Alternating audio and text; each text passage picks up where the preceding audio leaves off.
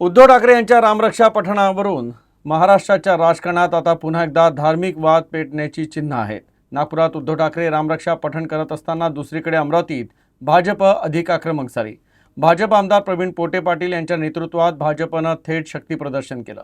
भाजपनं उद्धव ठाकरेंना श्रीरामाकडून सद्बुद्धी मिळावी यासाठी साकडं घातलं।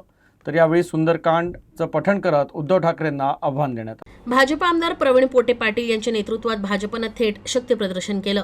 भाजपनं केवळ निषेधच व्यक्त केला नाही तर उद्धव ठाकरेंना श्रीरामाकडून सद्बुद्धी मिळावी यासाठी साकडं घालण्याचं आवाहन केलं।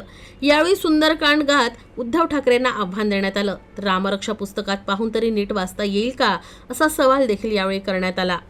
खीर खुर्मा आणि बकरीचं निमंत्रण पहिले स्वीकारतात आणि त्याच्यासाठी आता हे कोरडं निमंत्रण देऊन फडणवीसांनाही दिलं, बाकीच्या लोकांनाही, साधू संतांनाही दिलं, पण लोक नाही जात ना। लोक कसे फसणार आहे? सत्तेसाठी 2019 साठी हिंदूंना जे मतं दिले ते सोडून तुम्ही काँग्रेसच्या जवळ मांडीला मांडी लावून बसले आणि त्या काँग्रेसनं जसं जसं बोललं, औरंगजेबाची जे कबर होती त्या कबरीचं उदात्तीकरण करायला तुम्ही गेले आणि त्याच्यामुळं हे जे पाप आहे हे कसं विसरणार आहे हिंदू लोक?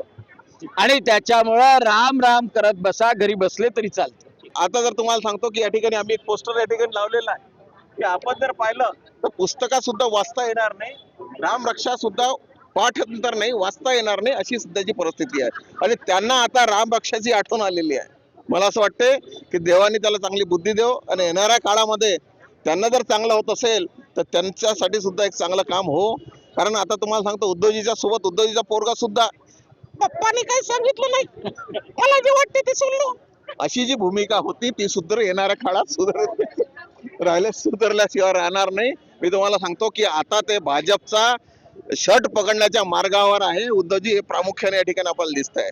आता कुठे रस्ता राहिला नाही। ज्या ठिकाणी भारतीय जनता पार्टीने उद्धवजींना मोठं केलं होतं, त्यांना सगळ्या गोष्टी दिल्या होत्या, आता त्याची आठवण झाली।